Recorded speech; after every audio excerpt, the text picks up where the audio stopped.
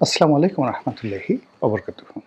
সম্মানিত দর্শক, রাজনীতিতে মীর জাফরদের ভূমিকা এবং যারা মীর জাফর হন তাদের চরিত্রের যে মুনাফিকি এবং সেই মুনাফিকির ফলে একটি দেশ এবং জাতির যে ক্ষয়ক্ষতি হয়, ইতিহাসের আলোকে এই বিষয়গুলো নিয়ে আপনাদের সঙ্গে আলোচনা করব। কোনো ব্যক্তি বা কোনো সময় কিংবা কোনো গোষ্ঠীকে কেন্দ্র করে আমার এই বক্তব্য নয়। কারোর সঙ্গে যদি মিলে যায়, এটা নিতান্তই কাকতালীয়। এবং কেউ যদি ব্যক্তিগতভাবে আমার এই বক্তব্য দ্বারা অপমানিত বোধ করেন, সেটি তার একান্ত ব্যক্তিগত বিষয়। প্রথমে বলে নিই, ইতিহাসের যে মীর জাফর, বাংলা, বিহার, উড়িষ্যার ইতিহাসে এই চরিত্রটিকে যদি আপনি চিত্রণ করেন, মানে কী ধরনের মানুষ সাধারণত মীর জাফর হয়। মীর জাফর সবসময় খুব কাছের লোক হয়। আপনি যাকে ঠকাবেন বা যে ঠকবে, যে পরাজিত হবে, যে অপমানিত হবে, যে লাঞ্ছিত হবে, তার খুব ঘনিষ্ঠ, রাজনীতির খুব ঘনিষ্ঠ লোক কিন্তু তার সাথে মীর জাফরগিরি করবে, বাইরের কোনো লোক না। এটা হলো তার প্রথম বৈশিষ্ট্য। নবাব সিরাজউদ্দৌলার প্রধান সেনাপতি মীর জাফর আলী খান তার খুব নিকটাত্মীয় ছিলেন এবং তার নানা আলীবর্দী খানের জমানা থেকে তিনি বৈবাহিক সূত্রে, রক্ত সম্পর্কে এবং প্রশাসনিক কর্মকাণ্ডে বাংলা, বিহার, উড়িষ্যার যে রাজদরবার, এই দরবারের একজন অত্যন্ত ঘনিষ্ঠ লোক ছিলেন। তার যতটা না যোগ্যতা ছিল, তার চাইতেও তাকে ওভার রেটিং করা হতো এবং তিনি সেটা জানতেন কী করে ওভার রেটিং করতে হয়। ঘুষ, দুর্নীতি, অনিয়ম, এই জিনিসগুলো চমৎকারভাবে কাজে লাগিয়ে তিনি নিজেকে বাংলা, বিহার, উড়িষ্যার রাজনীতির একটি অপরিহার্য গুরুত্বপূর্ণ ব্যক্তি তৈরি করে ফেলেছিলেন নবাব আলীবর্দী খানের জমানার একেবারে প্রথম দিন থেকে। কাজেই একটা সময়ে যখন তিনি এই রাষ্ট্রের বিরুদ্ধে অবস্থান নিলেন এবং এই রাষ্ট্রটিকে ইংরেজদের হাতে তুলে দেওয়ার ব্যাপারে সিদ্ধান্ত নিলেন, তখন ব্যক্তি নবাব সিরাজউদ্দৌলার প্রতি যতটা না তার ক্ষোভ, ক্রোধ ছিল, তার চাইতে বেশি ছিল তার ব্যক্তিগত দুর্বলতা, ব্যক্তিগত লোভ, লালসা। এবং তিনি জানতেন যে তার যে সহজাত ক্ষমতা রয়েছে, যোগ্যতা রয়েছে, এই যোগ্যতা দিয়ে তিনি কখনো কাঙ্ক্ষিত মাকামে বা নির্দিষ্ট যে গন্তব্য, সেই গন্তব্যে তিনি পৌঁছাতে পারবেন না। কাজেই তাকে বিদেশি শক্তির সাহায্য লাগবে, সহযোগিতা লাগবে। এজন্য তিনি স্ব-উদ্যোগী হয়ে রবার্ট ক্লাইভ, ইস্ট ইন্ডিয়া কোম্পানির অনেক কর্তা ব্যক্তিদেরকে তিনি তার এই চক্রান্তের সঙ্গে সামিল করে নিয়েছেন এবং নিজেকে তিনি বাংলা, বিহার, উড়িষ্যা বিক্রি করার আগে তিনি আগে নিজেকে বিকিয়ে দিয়েছেন। এটা হলো মীর জাফরের বৈশিষ্ট্য। মীর জাফরের চরিত্র যদি আপনি খন্দকার মোশতাকের দিকে চিন্তা করেন, এও আর এক লোক। পুরো আওয়ামী লীগের মধ্যে সে 1954 থেকে এই লোক ছিল। তিনি আওয়ামী লীগের লোক ছিলেন, কিন্তু মনে প্রাণে তিনি পাকিস্তানপন্থী ছিলেন।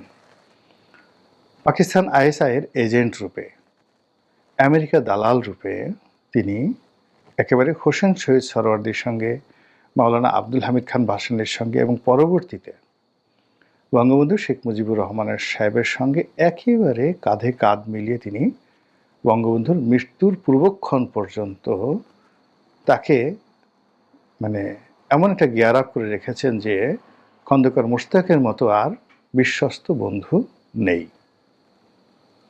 ইতিহাস কি হয়েছে মোরালেস আমরা সবাই জানি। এখন এই যে বাংলাদেশের আদি এবং অকৃত্রিম যে মীর জাফর, তার সঙ্গে আবার খন্দকার মোশতাক, এই দুজনের চরিত্রের সঙ্গে যদি আমি আরও কয়েকটি চরিত্রের কথা বলি, যারা একটা সময় সেই দেখা গেল যে মুঘল দরবারের খুব ঘনিষ্ঠজন ছিলেন। তো কোনো কারণে সে বিক্ষুব্ধ হয়ে গেল, তাকে নাদের শাহকে ডেকে আনতে হলো। বা দিল্লি সালতানাতের খুব কাছাকাছি ছিল, কিন্তু তাকে আহমদ শাহ আবদালীকে ডেকে আনতে হলো। আবার তাকে সেই তৈমুর লংকে ডেকে আনতে হলো। তো এই যে ঘটনাগুলো ঘটেছে, তারা সবাই বিভিন্ন সময়টিতে সিংহাসনের মানে যে পরিবর্তন বা বিদেশি শত্রুর দ্বারা একটি সাম্রাজ্য রাষ্ট্র তছনছ করার যে কাজটি অনিবার্য করে তুলেছে, প্রায় সব ক্ষেত্রে শতভাগ একজন, দুইজন বা তিন চারজন করে মির্জাফর, জগৎ শেঠ, রায়দুর্লভ, ইয়ারলতিফরা ছিল বিভিন্ন নামে। এবং এটা অতীতে যেভাবে ছিল, এখন ঠিক এই সময়টিতেও আপনি দেখবেন পৃথিবীর সব দেশে আছে। আমরা আল কায়েদার কথা বলি, আমরা আইএসের কথা বলি, বা পৃথিবীর অন্য যে সকল সংগঠন নিয়ে পশ্চিমারা মানে খুব বিষোদ্গার করে, এই প্রতিটি সংগঠনের মধ্যেই একাধিক যাকে বলে তৈরি হওয়ার পেছনে মির্জাফর আছে, আর এই সংগঠনগুলো শেষ করার পেছনেও মির্জাফর আছে। আমাদের দেশের অনেকগুলো বিপ্লবীদেরকে যারা ধরিয়ে দিয়েছে, আপনি চিন্তা করুন, মাস্টারদা সূর্য সেনকে কারা ধরিয়ে দিয়েছে? তার একান্ত কাছের লোক যারা ছিল তারাই তাকে ধরিয়ে দিয়েছে। চে গুয়েভারাকে কে ধরিয়ে দিয়েছে? তার একান্ত কাছের মানুষ ধরিয়ে দিয়েছে। তো এই যে ইতিহাসের যে মির্জাফর, সেই মির্জাফরদের দ্বারা একটি দেশ যেভাবে ক্ষতি হয়, মানে হাজার হাজার শত শত ইবলিস মিলেও সেই দেশের ক্ষতি করতে পারে না।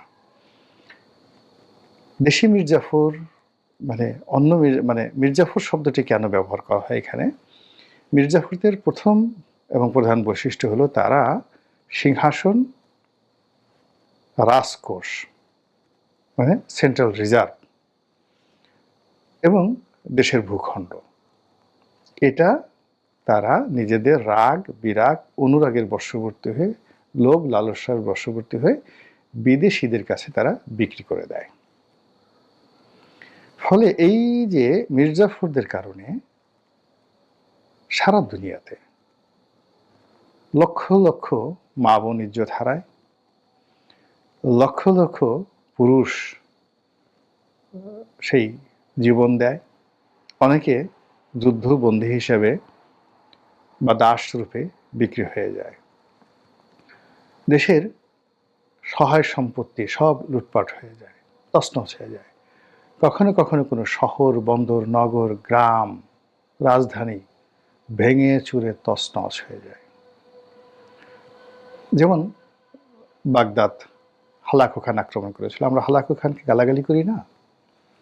আপনারা অবাক হয়ে যাবেন যে বাদশাহ বা খলিফা মুনতাসিম বিল্লাহ, শেষ যে খলিফা ছিলেন, তো সেই মুনতাসিম বিল্লাহর যিনি উজিরে আজম, প্রধানমন্ত্রী, তো তিনি ছিলেন মূলত শিয়াপন্থী, আর খলিফা ছিলেন সুন্নিপন্থী। তো এটা নিয়ে তাদের মধ্যে একটা দ্বন্দ্ব সংঘাত ছিল, এবং সেই সংঘাতের প্রেক্ষিতে সেই তার প্রধানমন্ত্রী হালাকু খানকে সেই বাগদাদ আক্রমণ করার জন্য প্রলুব্ধ করেন। মুসলমানদের আরেকটি খুব পাওয়ারফুল রাষ্ট্র ছিল খাওয়ারেজম। চেঙ্গিস খান এই খাওয়ারেজম ডাইনেস্টিটিকে এমনভাবে মাটির সঙ্গে, মানে জালালউদ্দিন শাহ, তার ছেলে বীর মোহাম্মদ শাহ, জালালউদ্দিন শাহ, তার পিতা হল মোহাম্মদ শাহ। তো এই যে Khwarazm dynasty one of the biggest dynasty, যেটা মানে পুরো পারস্য একসময় তাদের আন্ডারে ছিল, মধ্যপ্রাচ্য তাদের আন্ডারে ছিল, এবং রাশিয়ার একটা বিরাট অংশ, মানে আজকে যে সোভিয়েত ইউনিয়নের একটা বিরাট অংশ এই ডাইনেস্টি ছিল, এবং চীন সহ, উইঘুর সহ এই সকল এলাকা এই সাম্রাজ্যের অধীন ছিল। এবং এই সাম্রাজ্যটির যে আয়তন আকৃতি, মুসলমানরা এত বড় সাম্রাজ্য খুব অল্প কয়েকজন প্রতিষ্ঠা করতে পেরেছেন। তো সেই সাম্রাজ্যের রাজধানী ছিল গুরগাঁও। বলা হয় যে গুরগাঁও পৃথিবীর এত সুরক্ষিত রাজধানী ছিল যে মধ্যযুগে, প্রাচীন যুগে এবং এখনো পর্যন্ত অতটা ওয়েল প্রোটেক্টেড কোনো নগরী মানে তৈরি করা হয়নি। এমনকি কনস্টান্টিনোপলের যে প্রতিরক্ষা ব্যুহ, তার চেয়েও ওই গুরগাঁওয়ের প্রতিরক্ষা ব্যুহ ছিল অনেক বেশি। কিন্তু এইরকম একজন মীর জাফরের কবলে পড়ে পুরো সাম্রাজ্যটা তছনছ হয়ে যায় এবং চেঙ্গিস খান সেই গুরগাঁওকে এমনভাবে ধ্বংস করে দেয় যে গত কয়েক শত বছর ধরে পৃথিবীর যত আর্কিওলজিস্ট রয়েছেন তারা প্রাণান্ত চেষ্টা করে গুরগাঁওটা যে কোন জায়গাটাতে সেটা খুঁজে বের করতে পারছে না। আবার সেই কার্থেজ, আপনারা জানেন যে প্রাচীন দুনিয়াতে সবচেয়ে সমৃদ্ধশালী নগরাষ্ট্র ছিল কার্থেজ। একদিকে কার্থেজ, অন্যদিকে রোমান সাম্রাজ্য। তো এই যে কার্থেজ নগরী, যেখান থেকে বিখ্যাত বীর হানিবল বার্কা তার উদ্ভব হয়েছিল। হানিবল বার্কার বাবা ছিলেন হামিলকার বার্কা। তো এই কার্থেজ নগরীটিকেও রোমানরা আক্রমণ করে, মানে 4টা যুদ্ধ হয়েছিল, চতুর্থ এটা পিউনিকের যুদ্ধ হিসেবে পরিচিত। এবং সর্বশেষ এই হানিবল বার্কাকে মানে রাজ্যচ্যুত, সাম্রাজ্যচ্যুত এবং আরও মানে যাকে বলা হয় তার জীবনকে তছনছ করে দিয়েছিল এক মীর জাফর। এবং সেই মীর জাফরের ফলে কি হলো, সেই কার্থেজ নগরী এমনভাবে রোমানরা মাটির সঙ্গে মিশিয়ে দিল যে বহু শত বছর ধরে সেই কার্থেজ নগরীটার কোনো নামগন্ধ, একটা ইট বালু খুঁজে পাওয়া যায়নি।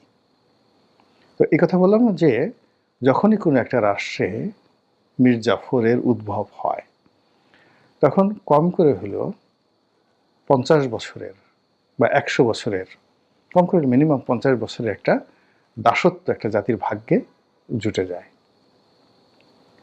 একটা মীর জাফর, আপনি দেখেন বাংলা, বিহার, উড়িষ্যার মীর জাফরের কারণে আমাদের 200 বছর পুরো ভারতবর্ষকে ব্রিটিশ গোলামিতে থাকতে হয়েছে।